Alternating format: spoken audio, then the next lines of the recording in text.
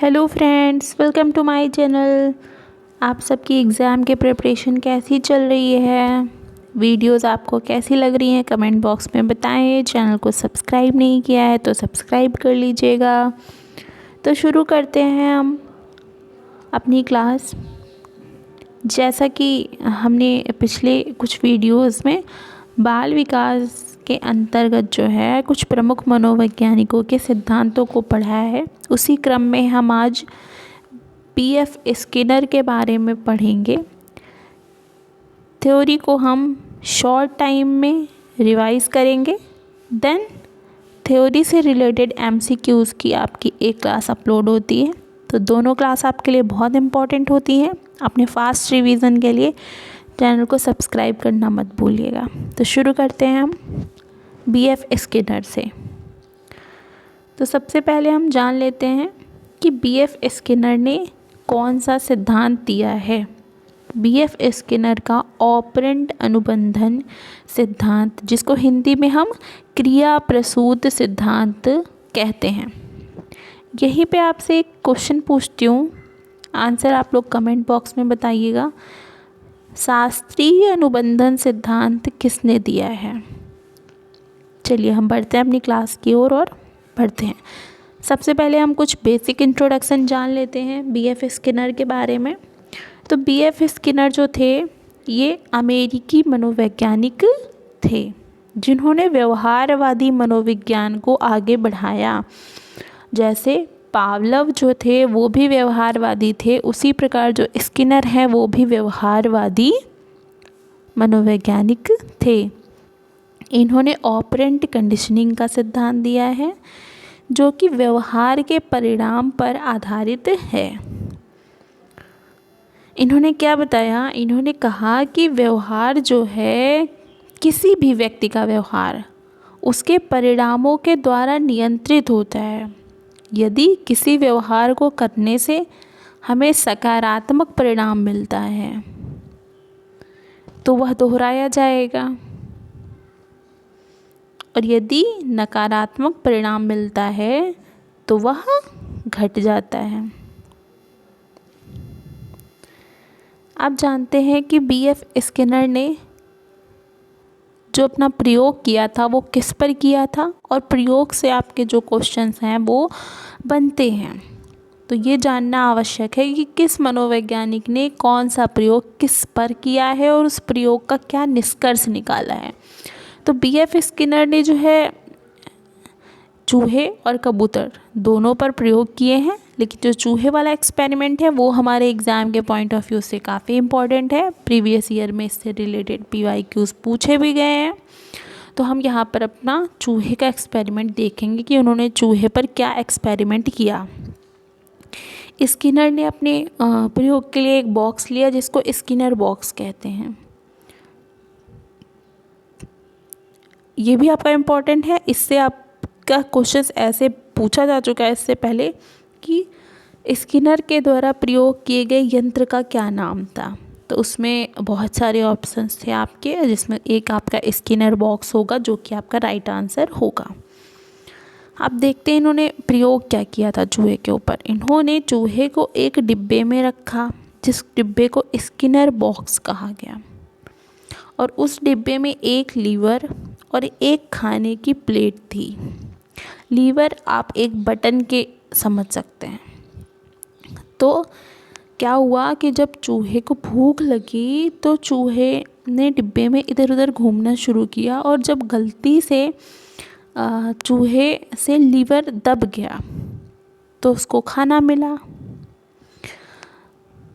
पहले जब ये प्रक्रिया हुई तो आकस्मिक हुई, कोई प्री प्लान नहीं थी, ना तो चूहे को पता था। उससे बस लीवर दब गया और उसको खाना मिल गया। लेकिन धीरे धीरे चूहा ये व्यवहार सीख गया कि लीवर दबाने पर खाना मिलेगा। इससे क्या हुआ कि चूहे ने एक नया व्यवहार सीख लिया। लीवर दबाना मतलब भोजन प्राप्त करना। जब उसको भोजन चाहिए होता था तब वो लीवर दबाता था।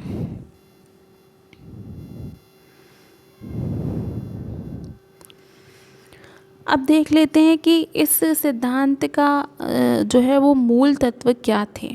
ऑपरेंट व्यवहार। ऑपरेंट व्यवहार क्या है? एक ऐसा व्यवहार जो स्वेच्छा से किया जाता है, जिस व्यवहार को करने के लिए हमें बाहर से प्रेशर नहीं मिलता, हम स्वेच्छा से करते हैं और उसके परिणामों से सीखा जाता है। जैसे कि बच्चे का होमवर्क करने पर शिक्षक से गुड मिलना। अगर शिक्षक से उसको गुड मिलेगा तो बच्चा स्वेच्छा से ही अपना होमवर्क और अच्छे से करने का प्रयास करेगा। प्रबलन क्या होता है? रेनफोर्समेंट कहते हैं जिसको। प्रबलन की प्रक्रिया से क्या होता है कि व्यवहार की पुनरावृत्ति की संभावना बढ़ती है। पुनरावृत्ति की संभावना मतलब उसी व्यवहार को दोहराए जाने की संभावना, कि यह व्यवहार जो है बच्चा दोबारा करेगा। वो कैसे करेगा? जब उसको किसी व्यवहार के लिए दो तरीके से ये होता है। सबसे पहला सकारात्मक प्रबलन होता है, जब किसी सही व्यवहार के बाद में इनाम या प्रशंसा दी जाती है ना। एक तरीके से रिवार्ड हो गया। जब हम बच्चे को उसके किसी काम के लिए रिवॉर्ड देते हैं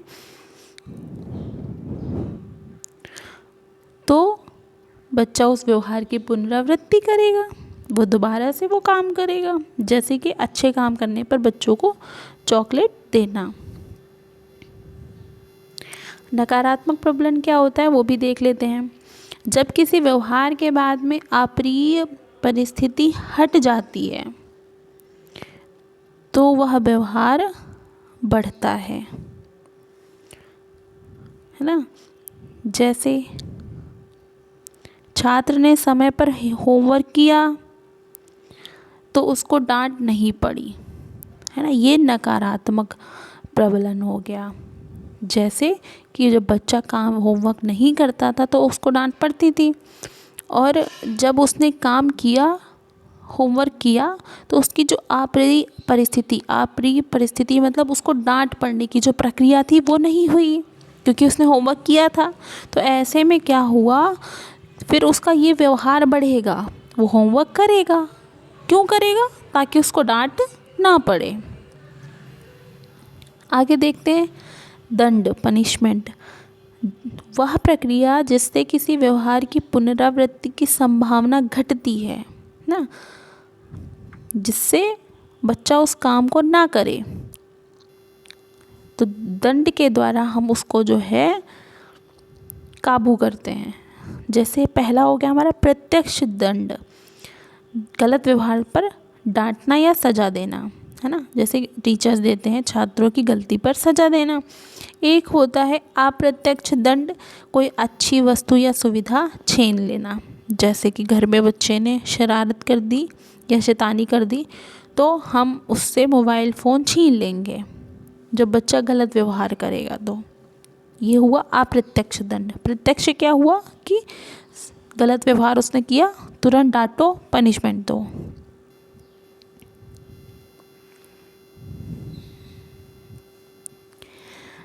आगे देखते हैं विलोपन क्या होता है। विलोपन जब किसी व्यवहार के बाद में प्रबलन यानी रिवॉर्ड देना बंद किया जाता है तो वह व्यवहार धीरे धीरे समाप्त हो जाता है। जैसे हमने जो है किसी बच्चे को अच्छा होमवर्क करने पर रिवॉर्ड दिया, चॉकलेट दी, टॉफ़ी दी, कुछ भी दिया, या उसकी तारीफ़ की, है ना। तारीफ़ करने वाला समझते हैं कि बच्चे ने अच्छा होमवर्क किया, टीचर ने क्लास में बोला कि इस बच्चे ने अच्छा होमवर्क किया है, सब बच्चे इसके लिए क्लैपिंग करो। ठीक, सकारात्मक प्रबलन हो गया। तो बच्चे को क्या हुआ, बच्चे को उस कार्य को करने के लिए प्रोत्साहन मिला, लेकिन धीरे धीरे फिर जो है शिक्षक ने यह करना बंद कर दिया। उसने बच्चे के अच्छे कार्य करने पर उसकी तारीफ़ करना, उसकी प्रशंसा करना, क्लास में क्लैपिंग करवाना बंद कर दिया। तो क्या होगा कि वह व्यवहार जो है धीरे धीरे समाप्त हो जाएगा। वह बच्चा जो है वो और अच्छी तरीके से गृह कार्य करने का प्रयास करना बंद कर देगा। उदाहरण के लिए हम यहाँ पे समझ लेते हैं कि बच्चा रोकर चीज़ें मांगता था, माता पिता ने देना बंद किया, रोना कम हो गया।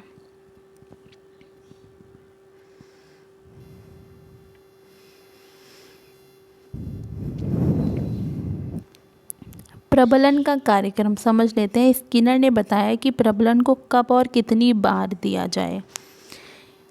प्रकार बताए हैं इन्होंने प्रबलन के। पहला प्रकार बताया इन्होंने निरंतर प्रबलन, हर बार व्यवहार के बाद में पुरस्कार देना निरंतर प्रबलन कहलाता है। जैसे हर बार होमवर्क करने के बाद प्रशंसा कर देना। दूसरा प्रबलन का प्रकार होता है आंशिक प्रबलन, ये कभी कभी पुरस्कार देता है ना। जैसे हमने बच्चे को वीक में एक बार या महीने में एक बार उसके अच्छे कार्य के लिए दे दिया।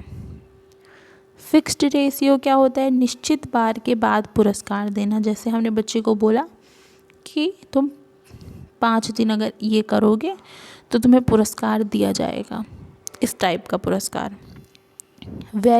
वेरिएबल रेशियो क्या होता है, अनिश्चित बार के बाद। जैसे लॉटरी, ग्रेम रिवॉर्ड, इस तरीके के जो पुरस्कार दिए जाते हैं। फिक्स्ड इंटरवल, निश्चित अंतराल पर, जैसे साप्ताहिक वेतन। वेरिएबल इंटरवल क्या होता है, अनिश्चित समय अंतराल पर शिक्षक कभी कभी प्रशंसा करे, है ना। कोई निश्चित समय नहीं है शिक्षक के प्रशंसा करने का। अब समझ लेते हैं कि स्किनर का जो ये क्रिया प्रसूत सिद्धांत है, ऑपरेंट कंडीशनिंग थ्योरी है, शिक्षा में इसका प्रयोग क्यों होता है, शिक्षा मनोविज्ञान के अंतर्गत हम इसको क्यों पढ़ते हैं। सकारात्मक प्रबलन का प्रयोग करें, है ना। इसको हम इसलिए पढ़ते हैं कि एज अ टीचर हम छात्रों के अच्छे कार्य के लिए प्रशंसा करें, है ना, उसको प्रोत्साहित करें, सकारात्मक प्रबलन का प्रयोग करें।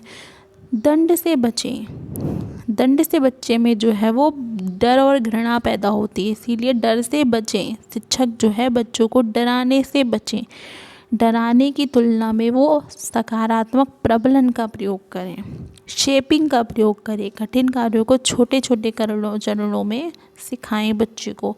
अनुशासन बनाए रखें, अनुशासन हेतु सकारात्मक व्यवहार को बढ़ावा दें। अभ्यास और दोहराव, सीखने में पुनरावृत्ति से स्थायित्व आता है। बच्चा अच्छे व्यवहार को सीखेगा तो धीरे धीरे वो उसके जो है व्यवहार में आ जाएगा। आलोचनाएं देख लेते हैं कि स्किनर के इस सिद्धांत की आलोचनाएं किन तथ्यों के आधार पर की गई हैं। सबसे पहला कहा गया है कि केवल यह बाह्य व्यवहार पर ध्यान देता है, मानसिक प्रक्रियाएं जैसे सोच समझ इनकी उपेक्षा करता है यह सिद्धांत। और दूसरा ये कहा गया कि इन्होंने ये प्रयोग जो है वो चूहे पर किया, तो जानवरों पर किए गए प्रयोग पर आधारित है, इसीलिए ये मनुष्य पर लागू नहीं होता। ये कहकर जो है इनके सिद्धांत की आलोचना की गई है। थर्ड पॉइंट में कहा गया कि रचनात्मकता और अंतर्दृष्टि की भूमिका नहीं बताता है, यह केवल व्यवहार पर आधारित है। निष्कर्ष देखते हैं कि इस सिद्धांत से क्या निष्कर्ष निकलता है। तो आलोचना होने के बाद भी जो है ये सिद्धांत शिक्षण, व्यवहार परिवर्तन और प्रशिक्षण में उपयोगी है। पुनर्बलन का प्रयोग हम जो है अपने शिक्षार्थियों पर करते हैं और इसका सकारात्मक प्रभाव देखने को भी मिलता है शिक्षा में। यह बताता है कि प्रोत्साहन और परिणाम दोनों व्यवहार को सीखा जा सकता है और बदला जा सकता है। तो ये थी हमारी बीएफ स्किनर की थ्योरी क्लास। नेक्स्ट वीडियो में हम बीएफ स्किनर की जो ऑपरेंट कंडीशनिंग थ्योरी है इससे रिलेटेड एमसीक्यू क्वेश्चंस को प्रैक्टिस करेंगे। क्लास कैसी लगी कमेंट बॉक्स में बताइएगा। चैनल को सब्सक्राइब नहीं किया है तो सब्सक्राइब करिएगा। मिलते हैं नेक्स्ट वीडियो में। Thank you.